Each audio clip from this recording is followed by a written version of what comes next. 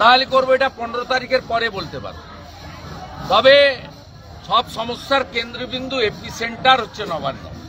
নবান্ন 14 তলা। আমি মনে করি এই রাজ্যের সবাই যোগ্য, একজনই অযোগ্য, তার নাম হচ্ছে চোর ব্যানার্জি। তাকে যদি সরানোর, এই রাজ্যে সবাই যোগ্য, শুধু একজনই অযোগ্য।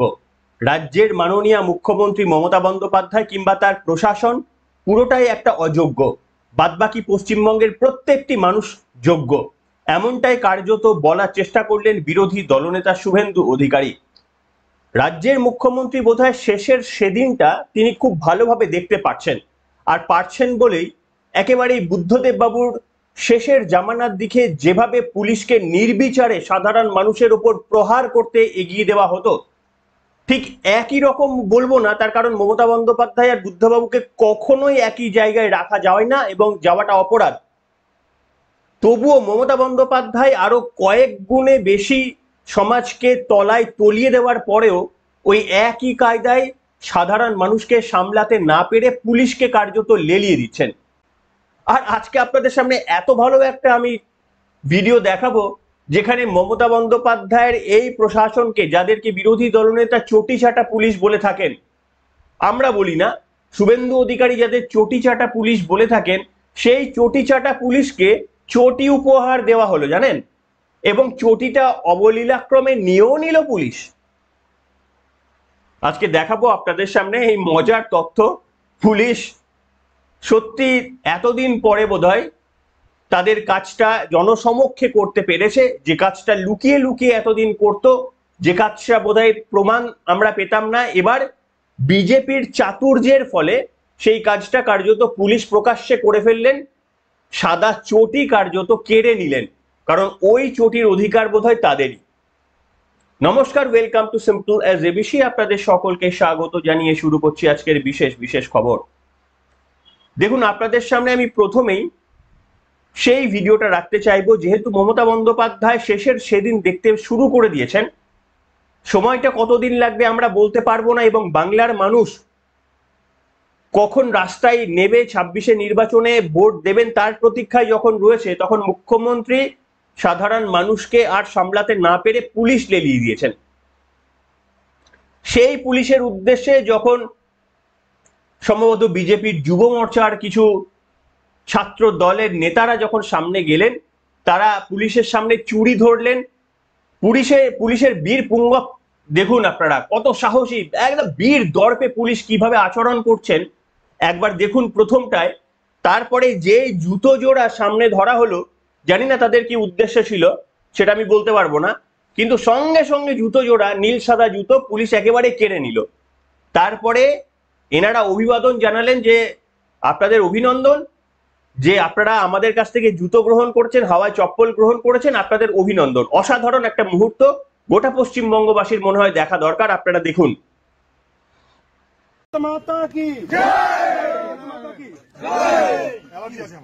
আচ্ছা, আপনার অ্যালার্জি আছে? আমি সরে যান। কেন সরে দাঁড়াবো? আপনি সরে যান। এখানে অনেকক্ষণ বলছি আপনাকে। কি হচ্ছে? গায়ের জোর কেন দেখাচ্ছেন? গায়ের জোর আপনি দেখাচ্ছেন? আমি দেখাচ্ছি না। আমি গণতান্ত্রিক ভাবে আন্দোলন করছি। আমরা গণতান্ত্রিক ভাবে আন্দোলন করছি। গায়ের জোর দেখাবেন।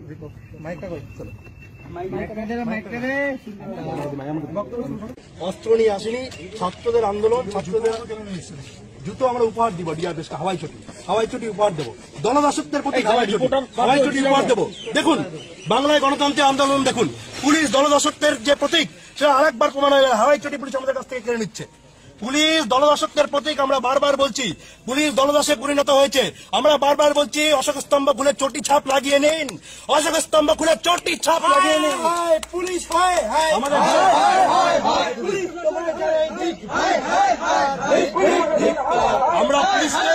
আমরা নৈতিক ভাবে জয়ী। শুনুন, পুলিশকে আমরা চটি দিতে এসেছিলাম, পুলিশ আপনাদের চোখের সামনে থেকে চটি গ্রহণ করেছে। আজকে আপনাদের জন্য বিগ টুইস্ট। পুলিশ আমরা চটি জিতে এসেছিলাম, পুলিশ চটি আমাদের কাছ থেকে পুলিশ চটি গ্রহণ করলো। চটি নেওয়ার জন্য পুলিশকে জানাই অভিনন্দন। পুলিশকে জানাই অভিনন্দন। পুলিশকে জানাই অভিনন্দন।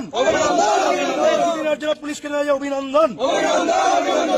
এসছে, আপনারা চুরিও নিতে পারেন। হ্যাঁ, আবার আছে। বন্দে মাতরম, বন্দে মাতরম, বন্দে মাতরম, বন্দে মাতরম। এই ছুটি নেওয়ার জন্য পুলিশকে জানাই ধন্যবাদ, ধন্যবাদ, ধন্যবাদ। হাওয়াই ছুটি নেওয়ার জন্য পুলিশকে জানাই ধন্যবাদ, ধন্যবাদ, ধন্যবাদ। হাওয়াই ছুটি নেওয়ার জন্য পুলিশকে জানাই ধন্যবাদ, ধন্যবাদ। দেখলেন বন্ধুরা একটা মজার দৃশ্য, এবং যেখানে জুতো জোড়া উপহার দেওয়া হয়েছে, পুলিশ কিন্তু একেবারে তড়িঘড়ি সেটাকে কেড়ে নিয়েছে। আপনারা এটাকে কিভাবে ব্যাখ্যা করতে চাইবেন আপনারা লিখে জানাবেন। সঙ্গে তাদের চুড়িও উপহার দেওয়া হচ্ছিল, কিন্তু চুড়িটা অবশ্য নেননি, জুতো জোড়া টেনে নিয়ে নিয়েছেন। চুড়িতে তাদের বিশেষ প্রয়োজন নেই। জানি না সেটা কেউ পড়েন না বলে কিনা, কিন্তু যেহেতু হাওয়াই চপ্পলের প্রতি একটা টান রয়েছে পশ্চিমবঙ্গের কিছু কিছু জায়গায়, তাই সেই ঘটনা থেকে এটা হলো কিনা বলতে পারবো না। আমি আপনাদের সামনে বলবো, এই যে মমতা বন্দ্যোপাধ্যায় এতটা ভয় পেয়ে গিয়ে কি করছে জানেন?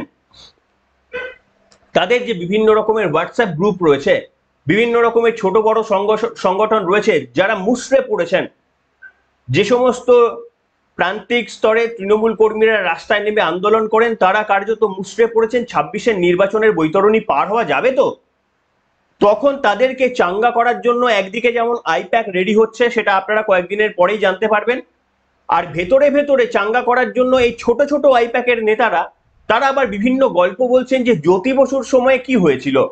আপনাদের আমি মনে করিয়ে দিতে চাইবো, অনেকেই হয়তো জানেন যে সালটা 1992, তখন মুখ্যমন্ত্রীর পদে জ্যোতি বসু। এক ধাক্কায় তিনি কি করেছিলেন? সরকারি কর্মচারীদের অবসরের বয়স 65 থেকে কমিয়ে 60 করে দিয়েছিলেন। আর এরপরেই রাতারাতি প্রাইমারি, সেকেন্ডারি, উচ্চ প্রাথমিক, মাধ্যমিক, উচ্চ মাধ্যমিক সব মিলিয়ে প্রায় 72,000 শিক্ষক রাতারাতি তাদের চাকরি চলে গিয়েছিল। কেন না? কারোর তখনও 5 বছর বাকি ছিল, কারোর 3 বছর, কারোর 2 বছর, কারোর 1 বছর। এই সিদ্ধান্তের ফলে তারা 60 বছরের রিটায়ারমেন্ট নিতে বাধ্য হয়েছিল। এই ঘটনাটাকে উল্লেখ করে তৃণমূল কংগ্রেস কর্মীদের চাঙ্গা করার চেষ্টা করছেন যে ওরাও ঘুরে দাঁড়িয়েছিল, আমরাও ঘুরে দাঁড়াবো। কিন্তু বেসিক ডিফারেন্সটাই তারা ভুলে যাচ্ছেন। ওখানে এইটা করা হয়েছিল তার কারণ আরো বেশি করে এসএসসি হবে, বয়স্করা 60 বছর পর্যন্ত চাকরি করলেন, নবীনদের জায়গা ছেড়ে দেওয়ার জন্য সেই ভ্যাকেন্ট পদে নবীনরা আসবেন বলে। চুরি করে নিজেদের টাকা ইনকামের জন্য বা নিজেদের স্বার্থ সিদ্ধির জন্য সেই ব্যবস্থা করেননি জ্যোতি বসু।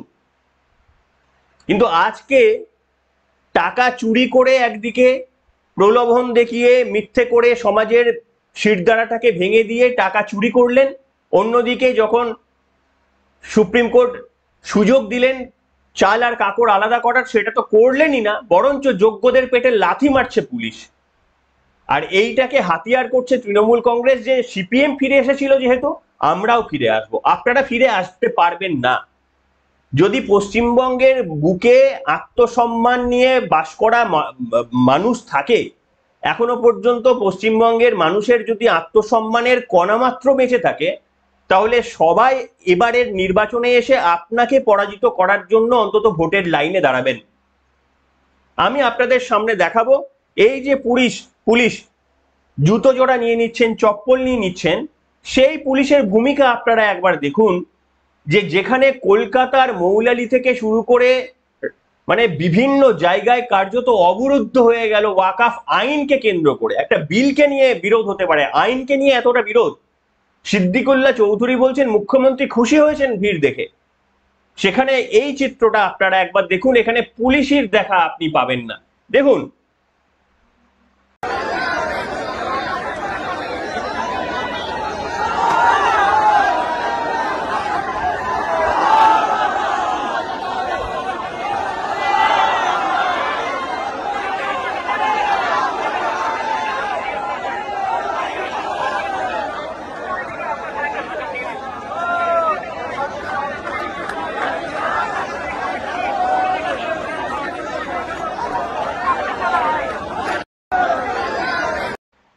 দেখলেন? এরকম হাজার ভিডিও আপনাদের সামনে আমি দেখাতে পারবো, যেখানে পুলিশ কোথাও রয়েছেন কার্যত নীরব দর্শকের ভূমিকা পালন করেছেন, অতীতে এই লুঙ্গি বাহিনী আবার পুলিশের পিঠে এসে ডবল জাম্প করে লাথি মেরে ফেলে দিয়েছেন, সেই ঘটনাও ঘটেছে। পুলিশ এদের হাত থেকে রক্ষা পাওয়ার জন্য নিজের ডেস্কের তলায় ফাইল হাতে দিয়ে লুকিয়েছে, সেই ঘটনাও রয়েছে। আবার আপনাদের দেখালাম অন্য কোনো রাজনৈতিক দলের কেউ হলে, বিশেষ করে যদি গেরুয়া থাকে, তাহলে পুলিশের একদম মানে শৌর্য বীর্য একেবারেই প্রস্ফুটিত হয়ে ওঠে। এইভাবে মমতা বন্দ্যোপাধ্যায় শেষের সেদিনকে কি আটকে রাখতে পারবেন? শত চেষ্টা করেও কিন্তু বুদ্ধদেব বাবু পারেননি, যদিও বুদ্ধদেব বাবু অত্যন্ত সৎ মানুষ ছিলেন, অন্তত এই এখনকার প্রশাসনের সঙ্গে নিশ্চিতভাবে তুলনা করা যাবে না। তবে হ্যাঁ, বুদ্ধদেব বাবুর সিপিএম আর এই মোহাম্মদ সেলিম কিংবা সুজন চক্রবর্তীর সিপিএম কে আমি অন্তত এক হিসাবে মানি না। যে বুদ্ধদেব বাবু বলার সাহস দেখিয়েছিলেন যে পশ্চিমবঙ্গের মাদ্রাসাগুলোতে কার্যত সেখানে জঙ্গিদের কার্যকলাপ হয়ে উঠেছে বা জঙ্গি প্রশিক্ষণ, এই ধরনের ঘটনা যখন তিনি উল্লেখ করেছিলেন, তখন সিপিএম এর বাকি নেতৃত্ব রেড়ে করে উঠেছিলেন। আজকে সিপিএম এর একটা নেতৃত্বকে সেই কথা বলতে আমি ছেড়ে দিন। এই যে ওয়াকআপ বিল, যেখানে আপনাদের আমি দেখালাম জানা ফিরাদ হাকিম এত বিরোধিতা করে কার্যত তার নামই চলে এসেছে ওয়াকআপ সম্পত্তি জবরদখল করে রেখে দিয়েছেন এই অভিযোগে। এইখানে দাঁড়িয়ে সিপিএম এর শতরূপ ঘোষ কি বলছেন শুনুন। একেবারেই মুসলিমদের ওয়াকআপ বিলের তিনি পাশে দাঁড়াচ্ছেন দ্বার্থহীন ভাবে, এবং এই কারণেই মমতা বন্দ্যোপাধ্যায়ের জেতার পথটা প্রশস্ত হয়ে যাচ্ছে।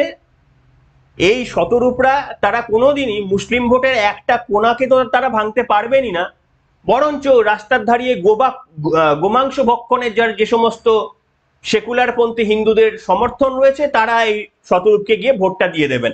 আসুন এই ভিডিওটা দেখাই আপনাদের। যে সংশোধনী আনা হয়েছে তা হচ্ছে বেআইনি, তা হচ্ছে অগণতান্ত্রিক, এবং এর সঙ্গে এই যেটা সরকার থেকে বলছে, মোদি যেটা বলছে যে যাতে ওয়াকফের সম্পত্তি চুরি না হয় সেইটাকে আটকানো, তার সঙ্গে কোনো সম্পর্ক নেই। আইন এনেছে কি, যে দেবস্বম বোর্ড যেগুলো রয়েছে, দেবোত্তর সম্পত্তি যেগুলো রয়েছে, দেবস্বম বোর্ডে হিন্দু ছাড়া আর কেউ থাকতে পারবে না। শিখ যে বিভিন্ন ধর্মীয় বোর্ড আছে সেখানে শিখ ছাড়া আর কেউ থাকতে পারবে না। কিন্তু ওয়াকফ বোর্ডে মুসলমান ছাড়া নন মুসলিম রাখতে হবে, কারণ নন মুসলিম হলে চুরি হয় না, মুসলমান ছাড়া আর কেউ হিন্দুরা চুরি করে না। এই যে মোদির দুই ভাই নীরব মোদি আর ওই মেহুল চোকসি চুরি করে বিদেশে চলে গেছে, দেশের সম্পত্তি চুরি করে, বিজয় মালিয়া চলে গেছে, ওরা তো মুসলমান নয়, ওরা চুরি করেনি। দেখলেন ভিডিওটা?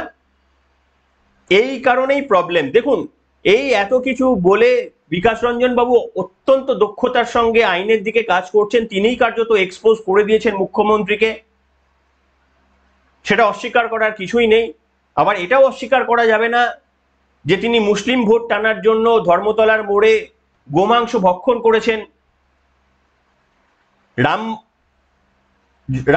জন্মভূমিতে আমন্ত্রণ পেয়েও সিপিএম এর প্রতিনিধিরা উপস্থিত থাকেন না, অথচ ওয়াকআপ বিলের সমর্থনে রাস্তায় নামতে তাদের কোন রকম, কিংবা তাদের সমর্থনে বক্তব্য বলতে তাদের কোন রকমেরই পিছপা হন না। আজকে কিভাবে অবরুদ্ধ হয়ে যাচ্ছে কলকাতা, সিদ্দিকুল্লাহ চৌধুরী বলছেন মাননীয় মুখ্যমন্ত্রী খুশি হয়েছে। সিপিএম তৃণমূল কংগ্রেসের কার্যত বি টিম বলা হয় যাকে, তারা মুখে কুলুপ। কেন তারা বলতে পারবেন না? ফিরাদ হাকিমের যে তথ্যটা প্রকাশ্যে এসেছে, কেন আপনারা আপত্তি তুলতে পারবেন না?